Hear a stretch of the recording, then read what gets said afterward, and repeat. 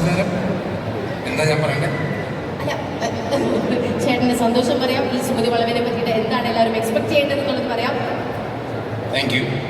ഞാൻ എൻ്റെ പണി എന്ന സിനിമയ്ക്ക് ശേഷം അഭിനയിച്ച പടമാണ് സുമതി വളവ്. ഒരു പോലീസ് ഓഫീസറുടെ വേഷമാണ് ഞാൻ ഈ സിനിമയിൽ ചെയ്യുന്നത്. SI Benjamin. ഞാൻ ചെറിയൊരു നെഗറ്റീവ് ഷെയ്ഡ് ക്യാരക്ടറാണ് ഈ സിനിമയിൽ ചെയ്തിരിക്കുന്നത്. ബാക്കിയെല്ലാം ഓഗസ്റ്റ് 1-ാം തീയതി തിയേറ്ററിൽ കാണാം. എല്ലാവരും സിനിമ കാണണം, ഒരു ഗംഭീര വിജയമാക്കി മാറ്റണം എന്ന് അഭ്യർത്ഥിക്കുന്നു. അതുപോലെ പറയാൻ ഒരുപാടുണ്ട്. ഈ സിനിമയിൽ ഞാൻ വന്ന കാരണം ഇതിൻ്റെ പ്രൊഡ്യൂസർ മുരളിച്ചേട്ടൻ, അഭിലാഷ്, വിഷ്ണു, എൻ്റെ കൂടെ അഭിനയിച്ച ഇതിൻ്റെ ഹീറോ അർജുൻ, ഇല്ല പറയില്ല, ബാലു, എൻ്റെ സുഹൃത്തുക്കളെല്ലാം, എൻ്റെ ആക്ടേഴ്സ് എല്ലാം, എല്ലാവരോടും ഉള്ള നന്ദി അറിയിക്കുന്നു. Ranjin, thank you for beautiful music.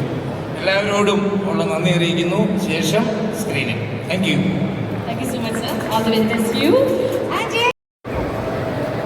എല്ലാവർക്കും നമസ്കാരം. ഒരുപാട് സന്തോഷമുണ്ട്. ഇത്രയും തിരക്കൊന്നും ഉണ്ടാകുമെന്ന് വിചാരിച്ചില്ല. ഭയങ്കര സന്തോഷം ഇവിടെ നിൽക്കുന്നു. ഇവിടെ നിൽക്കാൻ കാരണം സിനിമ നമ്മൾ 1.5 വർഷം കൊണ്ട് ഞാൻ അഭിലാഷും വിഷ്ണു കൂടെ നമ്മൾ തീരുമാനിച്ചാണ് സിനിമയെ കുറിച്ചിട്ട്. അതിപ്പോൾ ഇവിടെ നിങ്ങളുടെ മുന്നിലേക്ക് അതിൻ്റെ ട്രെയിലർ എത്തുകയാണ്. അതിന് കാരണക്കാരനായ ഇവിടേക്ക് നിൽക്കാൻ നിമിത്തമായ ഗോപാലേട്ടനോടും കൃഷ്ണപ്രസാദ് സാറിനോടും ഡ്രീം ബിഗിൻ്റെ സുഹിത്താനോടും ഞാൻ നന്ദി പറയുന്നു. ഇവിടെ എത്തിയ എല്ലാവരെയും ഞാൻ സ്വാഗതം ചെയ്യുന്നു. കൂടുതൽ സംസാരിക്കാൻ എനിക്കറിയില്ല. Okay,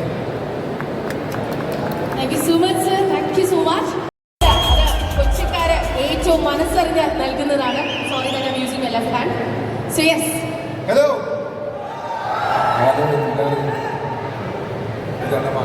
okay, thank you. So Sumathi വളവ് വളരെ നമുക്ക് പ്രിയപ്പെട്ട സിനിമയാണ്. ഒരുപാട് കാലമായി നമ്മളിപ്പോൾ ഈ കോൺസെർട്ടും ഹിറ്റും അങ്ങനത്തെ കുറേ ഇംഗ്ലീഷ് സിനിമകളൊക്കെ എടുത്ത് നമ്മൾ ഭയങ്കരമായിട്ട് കാര്യമായിട്ട് ഇതിന് നെഞ്ചിലേക്ക് എടുക്കുന്നുണ്ട്. പക്ഷേ മലയാളികൾക്ക് എപ്പോഴും ഒരു യക്ഷിപ്രേതം അതിനകത്തൊരു പ്രത്യേക ഒരു അഫെക്ഷനുണ്ട്. എനിക്കും അത്രയൊക്കെ അഫെക്ഷനുണ്ട്. വെള്ളസാരി കൊടുത്തൊരു ചേച്ചി വരുമ്പോഴും സുഖമുണ്ട്. അതിനകത്തൊരു വേറെ പേടിയുണ്ട്. ആ സുഖമല്ല, ആ പ്രേതത്തിൻ്റെ സുഖം. ഓഫീസേട്ടാ കാമോൺ. അപ്പം അത് തന്നെയാണ് എന്നെയും ഈ പടത്തിലേക്ക് ഇന്നാവാൻ വേണ്ടി ഏറ്റവും കൂടുതൽ നിർത്തിയത്. അപ്പോൾ ഇതെല്ലാവരും നിങ്ങൾക്ക് എല്ലാവർക്കും ഇത് മനസ്സിലാവാൻ തോന്നുന്നു. ഈ സിനിമ കാണുമ്പോൾ നമ്മൾ അങ്ങനത്തെ സിനിമകൾ കണ്ടിരിക്കുന്ന ഒരുപാട് വർഷം മുമ്പാണ്. ഇപ്പോൾ ഇത്രയും ടെക്നോളജി എല്ലാം നമുക്കുള്ളപ്പോൾ, ഇത്രയും സൗണ്ടിങ്ങും ഇത്രയും നല്ലൊരു തിയേറ്റേഴ്സും എല്ലാം നമുക്കുള്ളപ്പോൾ അതിനകത്ത് നമുക്ക് ഇന്നത്തെ ഒരു സിനിമ ആക്ച്വലി നമ്മുടെ സിനിമ പറയുന്ന ഒരു 90s, ഒരു ലേറ്റ് 80s 90s സമയത്താണ് സിനിമ സംഭവിക്കുന്നത്. അപ്പോൾ ആ കാലഘട്ടത്തിൽ സംഭവിക്കുന്ന സിനിമ നമുക്ക് ഇപ്പോഴത്തെ ടെക്നോളജി വഴി നമുക്ക് എക്സ്പീരിയൻസ് ചെയ്യാൻ പറ്റും.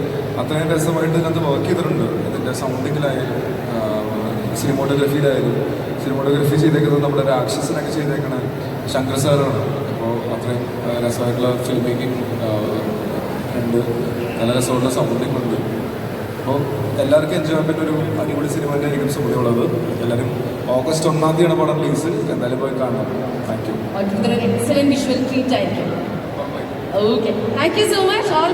നമ്മളുടെ വീണ്ടും ഒരു ഹിറ്റ് മേക്കേഴ്സിന്റെ ആ ടീമിൽ നിന്ന് വരികയാണ്. പക്ഷേ ഏറ്റവും അധികം വളരെ കൗതുകമായിട്ട് മനസ്സിൽ വന്നിരുന്ന ഒരു കാര്യമാണ്, അതായത് സുമതി വളവ് അങ്ങ് ട്രിവാൻഡ്രത്താണ്. ഇവിടെ കൊച്ചിയിൽ നമ്മളുടെ ഇവിടെ ഇതുപോലെ ഹോണ്ടഡ് ആയിട്ടുള്ള സ്പേസ് ഉണ്ട്. വയനാട് പോയാൽ ലക്കിടി ഉണ്ട്, അല്ലെങ്കിൽ നമ്മളുടെ താമരശ്ശേരി ചുരത്തിലും ഇതുപോലെ കഥകൾ കേൾക്കുന്നുണ്ട്. എന്തുകൊണ്ട് സുമതി വളവ് എടുക്കുന്നു? എല്ലാവർക്കും നമസ്കാരം. നീ ഈ സ്ഥലത്തിനൊരു ഡീറ്റെയിൽ പറയണേ. അടുത്ത 3 സിനിമയ്ക്കുള്ള കഥയായി.